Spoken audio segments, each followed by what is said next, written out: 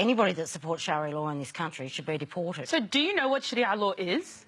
Yes, but it does not have Do you know rights. what it is? Me praying for Sharia law? Of course, me praying 5 times a day is Sharia. Okay. Right? Like basic... What about the equal rights for women? What about... That is completely separate from so now you can be a Sharia law supporter and be half pregnant at the same time. What are you talking about? You are talking about stuff you don't know anything about. Like, okay, I'm not going to attack you personally. But my frustration is that people talk about Islam without knowing anything about it, and they're willing to completely negate any of my rights as a human being, as a woman, as a person with agency, simply because they have an idea about what my faith is about. Excuse me, Islam to me is the most feminist religion, right? We got equal rights well before the Europeans. We don't take our husbands' last names because we ain't their property.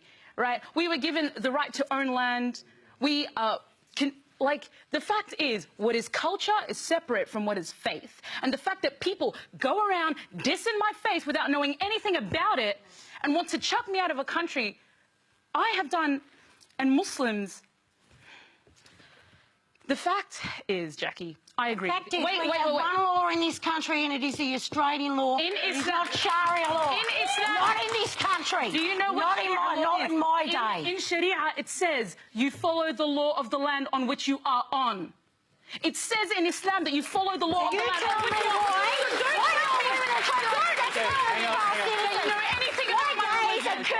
You tell me that. Jackie, that is not my religion. The fact is that Donald Trump is changing a whole bunch of things.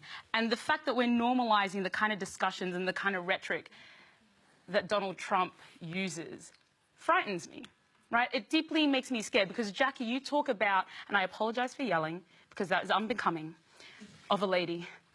You talk about protecting Australians. Well, I am Australian. Do you accept that some of the things you say can come across as being quite hateful to others? To a minority. Well, if that's a minority, but this is for the majority. This is what but, I mean, one of the girl want to feel safe, be safe. And Donald Trump, if he wants to put that and put those on hold for 3 months, he has every right to do so until he can work out exactly what is going on. If that's going to keep America safer, just like it's going to keep Australia. So, you know what? Stop playing the victim. Stop playing the victim. We've had enough. Stop playing the victim.